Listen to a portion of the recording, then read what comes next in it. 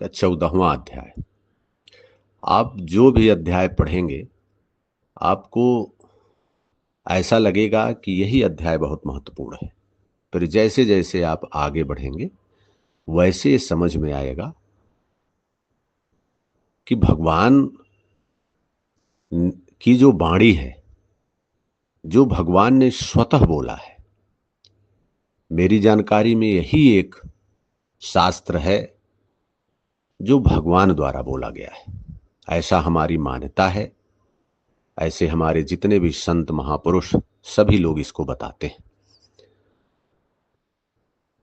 कि व्यक्ति क्यों जन्म लेता है, क्या कारण है, इसके संबंध में 14वें अध्याय में बताया गया है। तो मैं 2-3 श्लोक बस पढ़ूंगा, बताऊंगा। अगर जिसके पास प्रेरणा होगी वह स्वतः पढ़ेगा, क्योंकि समय का अभाव है, दुनिया में तमाम काम करने हैं, लेकिन जिससे व्यक्ति का कल्याण होना है वह जानने का भी प्रयास नहीं करता। लोग सोचते हैं कि बात बता रहा है या पढ़ रहा है तो वह उस चीज में पारंगत है। ऐसा नहीं है, बड़ा संघर्ष है। काम क्रोध लोभ मोह के कोई स्कूल नहीं खुले हैं, सब अच्छाई के ही स्कूल खुले हैं। बचपन से बच्चे को पढ़ाना लिखाना तमाम चीज, लेकिन जितने विकार हैं स्वतः व्यक्ति के अंदर आना शुरू हो जाते हैं। कोई कुछ बताता नहीं है, लेकिन जैसे जैसे आदमी चेतन जगत में जब घूमता टहलता, जब एक दूसरे के संपर्क में आता है तो स्वतः विकारों को जन्म देता है।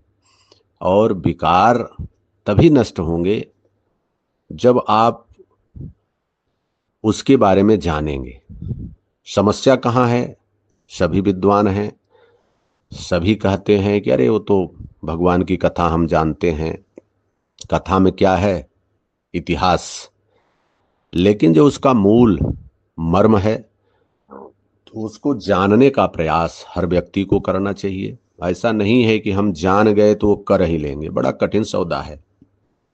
अब देखते हैं तीसरा श्लोक में भगवान क्या कह रहे हैं। मम योनिर्महद् ब्रह्म तस्मिन् गर्भः दधाम्यहम् शंभवः सर्वभूतानां ततो भवति भारत। हे अर्जुन, मेरी महद ब्रह्म अर्थात अष्टधा मूल प्रकृति संपूर्ण भूतों की योनि है और उसमें मैं चेतन रूपी बीज को स्थापित करता हूं। इस जड़ चेतन के संयोग से ही सभी भूतों की उत्पत्ति होती है। अब चौथा श्लोक में क्या कह रहे हैं? सर्वयोनिषु कौन्तेय मूर्तयः संभवन्ति याः तासां ब्रह्म महद्यो निरहम बीज प्रदः पिता। कौन्तेय, सब योनियों में जितने शरीर उत्पन्न होते हैं उन सब की योनियः गर्भ धारण करने वाली माता 8 भेदों वाली मूल प्रकृति है। अब यहां प्रश्न आपके मन में आना चाहिए कि ये जो 8 भेदों वाली मूल प्रकृति है क्या? और मैं ही बीज का स्थापन करने वाला पिता हूं, अन्य कोई न माता है न पिता। जब तक जड़ चेतन का संयोग रहेगा जन्म होते रहेंगे, निमित्त तो कोई न कोई बनता ही रहेगा। चेतन आत्मा जड़ प्रकृति में क्यों बध जाती है, इस पर कहते हैं सत्वम रजस्तम इति गुणाः प्रकृति संभवाः निभग्नन्ति महाबाहो देहे देहिनमव्ययम्। महाबाहु अर्जुन, सत्वगुण रजोगुण और तमोगुण प्रकृति से उत्पन्न हुए तीनों गुण ही इस अविनाशी जीवात्मा को शरीर में बांधते हैं।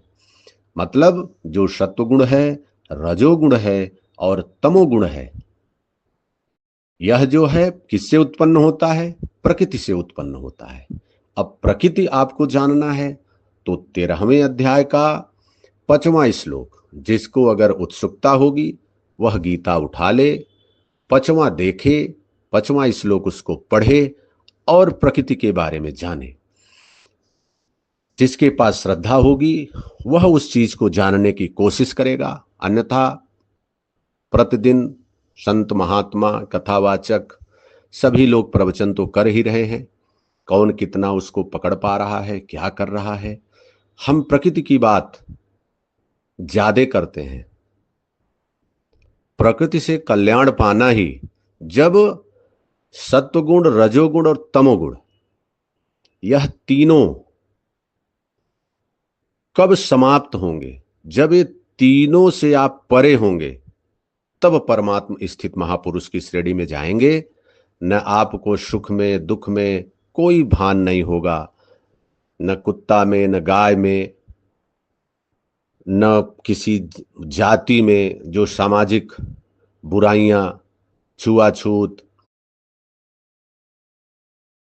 ये फलाने जाति के हैं, ये फलाने जाति, जो खाता है जो करता है वो उसका मूल है, वह उसका परिणाम भुगतेगा जो भी अपराध करेगा। लेकिन जो तत्व स्थित महापुरुष हो जाता है वह सबको सम रूप से देखता है। भगवान सबका कल्याण करे। ओम श्री सद्गुरुदेव भगवान की जय।